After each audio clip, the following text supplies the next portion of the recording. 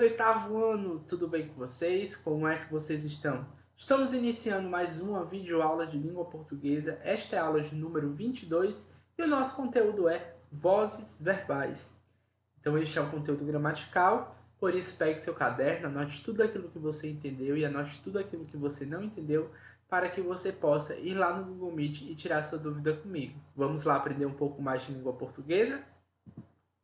Gente, por que este conteúdo de vozes verbais? O que é que a gente vai estudar ainda sobre verbos? Nós vamos estudar, gente, essa outra flexão, tá bom? A gente tem a flexão verbal em número, né? Número e pessoa. Número singular e plural, pessoa, primeira, segunda e terceira pessoa, não é verdade? Só que além disso, gente, nós vamos ter aí uma outra flexão, tá certo? E esta flexão a gente vai dar o nome de vozes verbais. Então, a voz verbal é a flexão do verbo que indica se o sujeito pratica ou sofre a ação expressa pela oração. E aí nós vamos ter três tipos de vozes verbais. Nós vamos ter a voz ativa, nós vamos ter a voz passiva e nós vamos ter a voz reflexiva. Quando nós temos a voz ativa, é quando o sujeito ele é agente, ou seja, é ele que vai praticar a ação verbal ou participa ativamente de um fato. Como assim, Daniel? Vamos olhar essas três orações que nós temos aqui. A primeira é: as meninas exigiram a presença da diretora. Então, vamos olhar para o verbo. Qual é a ação que o verbo quer expressar? A ação de exigir a presença da diretora, que é expressa pelo predicado. Entretanto, gente, quem é que vai praticar essa ação de exigir? Será as meninas, que é o sujeito desta minha oração. E este sujeito, ele vai ser agente, por quê? Porque é ele que irá praticar a ação expressa pelo verbo. Então, quando nós temos construções verbais deste modo aqui, em que o sujeito, ele pratica a ação verbal, nós vamos ter o verbo flexionado na voz ativa. Da mesma forma, nas outras duas orações, a torcida aplaudiu os jogadores. Quem aplaudiu os jogadores? A torcida, portanto eu descubro quem é o meu sujeito. E esse sujeito, ele está praticando a ação? Está. Quem aplaudiu os jogadores? A torcida. Então o sujeito, ele vai ser agente dessa ação verbal. O médico cometeu um erro terrível. Quem cometeu um erro terrível? Um médico. O médico praticou a ação de cometer um erro terrível. Portanto, ele é agente e o verbo ele vai se flexionar nesta voz ativa. Beleza? Entretanto, gente, quando eu tenho um sujeito que é paciente, ou seja, ele que vai sofrer a ação verbal, nós vamos ter o verbo conjugado na voz passiva. E aí, Daniel, qual é a diferença que nós vamos ter? É que antes, quando o sujeito ele praticava a ação, ele seria na voz ativa. Agora, o sujeito ele vai sofrer a ação do verbo, tá certo? E aí nós vamos ter dois tipos de voz passiva. Nós vamos ter a voz passiva analítica e a voz passiva sintética, beleza? Então, para iniciarmos, eu vou trazer aqui para vocês a voz passiva analítica, beleza? E depois a gente passa para a sintética. Então, a voz passiva analítica é formada por um sujeito, paciente, o verbo auxiliar ser ou estar, o verbo principal indicador de ação no particípio, ambos formam locução passiva, que é chamada essa locução aqui, e depois nós vamos ter o agente da passiva. E aí o que é que acontece? Gente, novamente nós vamos ter três orações, tá bom? E a primeira diz assim: as encomendas foram entregas pelo próprio diretor. Essa frase aqui ela vai estar inscrita na voz passiva. Se ela estivesse na voz ativa, era o quê? O próprio diretor entregou as encomendas, beleza? Então, na voz ativa a frase ficaria desse jeito. Só que agora o diretor que vai sofrer a ação do verbo entregar, que foi conjugado ou que vai ser feita pelo sujeito, que é as encomendas. Ou seja, agora o que era objeto direto, tá certo? Do verbo, se transformou em sujeito. E a esse sujeito nós vamos dar o nome de sujeito paciente. E depois nós vamos ter um verbo auxiliar, que pode ser tanto o verbo ser como estar. E aí esse verbo ser e estar vai ser conjugado no mesmo tempo em que antes estaria na voz passiva, ou na voz ativa, desculpa. E aí o verbo principal, que é aquele que vai expressar a ação, ele deixa de estar na sua forma infinitiva e ela passa para a forma de particípio, beleza? Então, ou é o particípio regular, que são aqueles terminados em ado, edo ou ido, ou passam para os particípios irregular, e todos nós devemos consultar aquele quadro enorme que tem dos verbos na forma de particípio irregular, beleza? E depois disso nós vamos ter a preposição por, certo? Sempre vai ter essa preposição por, contraída ou não. Contraída em que sentido? Contraída porque eu posso juntar a preposição por mais o artigo a, então fica pela. E eu posso pegar a preposição por com a conjunção, ou com o artigo ou, né? E ficar pelo. E eu posso ter a preposição sozinha, que é por, beleza? Então, o sujeito, que antes na voz passiva ele cumpria essa função, agora ele passa para o novo nome, que ele é agente da passiva. Então vamos lá. As encomendas foram entregues pelo próprio diretor, tá? Então, antes ficaria o quê? O próprio diretor entregou as encomendas.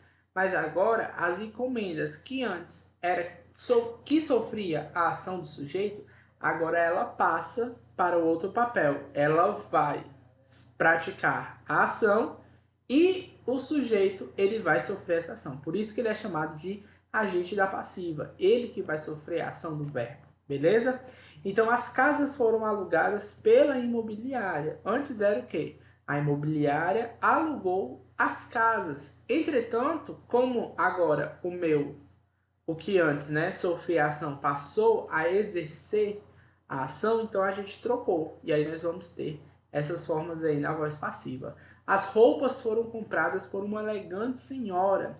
Antes era o quê? Uma elegante senhora comprou as roupas. Então ela, antes era o sujeito, né?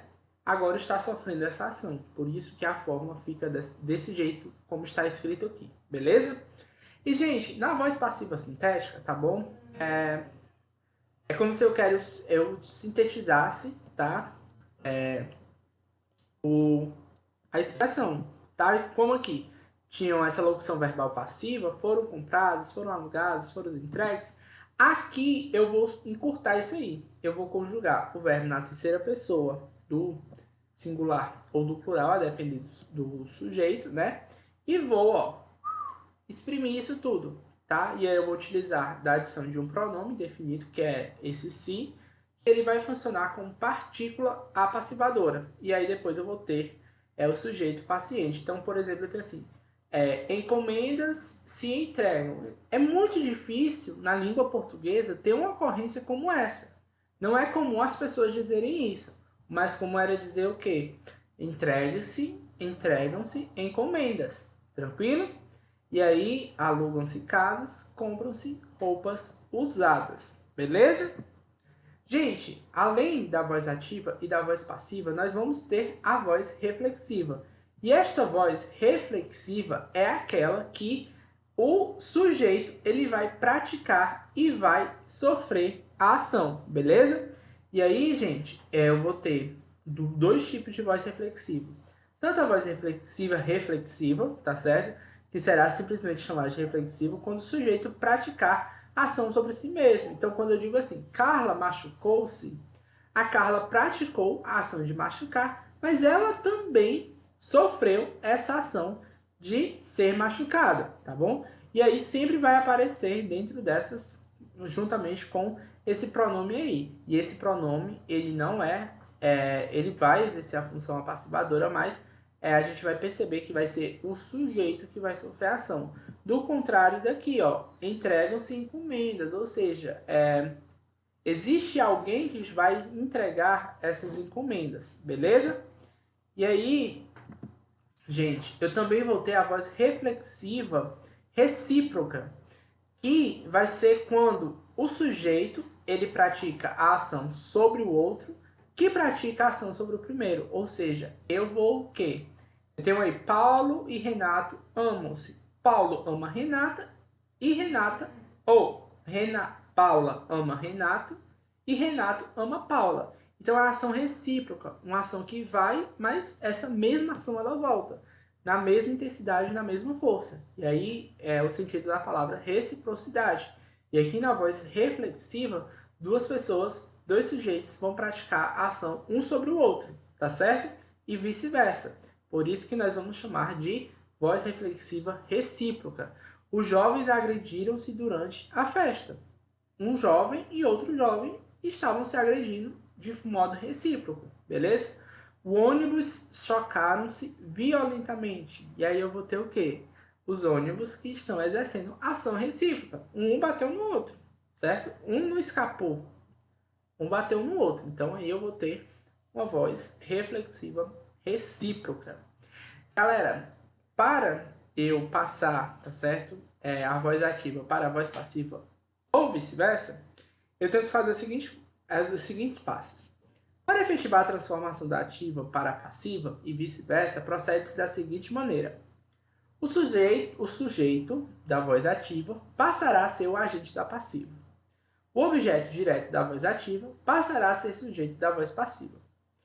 Na passiva, o verbo ser estará no mesmo tempo e modo do verbo transitivo direto da ativa. Na voz passiva, o verbo transitivo direto ficará no particípio. Daniel, não entendi nada. Vou explicar melhor, galera. Então perceba o seguinte, ó. Eu tenho a torcida aplaudiu os jogadores. Quem aplaudiu os jogadores? A torcida, sujeito. Aplaudiu, verbo transitivo direto. E quem é o objeto direto? Os jogadores. Eu gostaria de lembrá-los, tá certo? Que eu já deveria ter dito essa informação e agora eu me lembrei e tenho que dizer que isso, gente, só pode acontecer quando nós estamos diante de verbos transitivos diretos. Aqueles que se ligam ao seu complemento sem o uso de preposição, beleza? Então, eu só posso fazer esta passagem de voz ativa para a voz passiva, vice-versa, se o verbo for transitivo direto, tá bom? E agora, galera, eu vou fazer o quê? Eu vou dar uma invertida. Eu vou pegar o meu sujeito e vou passar para a função de objeto, certo? Direto. E aí eu vou pegar o que antes era objeto direto e passar para o sujeito. Vai ficar desse jeito, ó. Os jogadores foram aplaudidos pela torcida. E aí eu vou esquematizar dessa forma aqui para vocês, ó. Então, galera, nós vamos ter aqui a torcida aplaudiu os jogadores. E aí o que antes era a torcida vai lá para o final, que é o sujeito, tá bom? E os jogadores, tá certo? Que estavam na posição última passam para o primeiro. E aí eu vou pegar o verbo ser ou estar, e aí eu vou conjugá-lo no mesmo tempo em que está o verbo na voz ativa, tá bom? Então eu tenho aí o verbo no pretérito perfeito, né? Então aí eu vou conjugar também no pretérito perfeito. E aí o verbo aplaudir, ele vai para o particípio, e aí os jogadores foram aplaudidos pela torcida. Sempre ligando com o uso da preposição, beleza? Além disso, gente, eu vou dar o conteúdo de regularidade ortográfica, o uso do G e do J, que é muito simples, beleza? Que é só para a gente saber quando eu empregar a letra G e a letra J quando estas estiverem cumprindo a mesma função. Então, a dúvida no emprego das letras G e J na escrita das palavras se deve ao fato de que, em alguns casos, essas letras, quando posicionadas antes das vogais E ou I, representam o mesmo som, ou seja, o G e o J eles vão apresentar o mesmo som quando eles estiverem diante dessas vogais aí, que é o E e que é o I. Observe que a palavra reciclagem, que é escrita com a letra G, é escrita com a letra G. Isso ocorre porque são escritos com essa letra os substantivos terminados em agem, igen e ugem. Por exemplo, folhagem, fuligem, ferrugem. Então, gente, vocês estão percebendo que diante, tá, da vogal E, nós vamos ter aí o uso do G. Mas só que somente os substantivos que estiverem com essa terminação vão ser escritos com G. Do contrário, se não tiver, será escrito com J. Mas também, gente, usa-se G nas palavras terminadas em ágio, égio, ígio, ódio e ujo. Então, vocês estão percebendo que já tem terminações prototípicas para a inscrição do G? Então, tem estágio, colégio, prodígio, relógio e refúgio, todos aí escritos com G, beleza? E galera, eu também... Opa, repetiu aqui. A letra J, tá certo? Do contrário da letra G, ela vai ser conjugada ou ela vai ser colocada nos seguintes casos. Quando elas terminam em jar, beleza? Essas formas verbais aí terminadas em jar, então trovejar, enferrujar, cotejar, tudo isso vai ser escrito com J, tá? E aí palavras de origem tupi, africana ou árabe, do tipo manjericão, canjica, pajé e alforge, beleza? E palavras derivadas de primitivas com J, por exemplo, exemplos, laranja, que é a palavra primitiva, né? E aí eu vou ter a laranjeira, e aí a laranjeira também vai ganhar o J ali, beleza? Loja, aí vai ter o lojista, então, tranquilo? Jeito, jeitoso. E galera, há outras palavras que não seguem essas regras, mas que também são escritas com letra G ou com J, tá bom? E aí a gente vai precisar saber que essas palavras elas são escritas com uma das duas letras. A exemplo é laringe, gengiva, tigela, laje, hoje e jeito. Espero que vocês tenham gostado da aula. As atividades estão lá na página 75, questões 13 a 17, páginas 77 e 78, questões 18 a 21. Um beijo enorme para vocês. Se cuidem. Até a próxima aula. Tchau, tchau.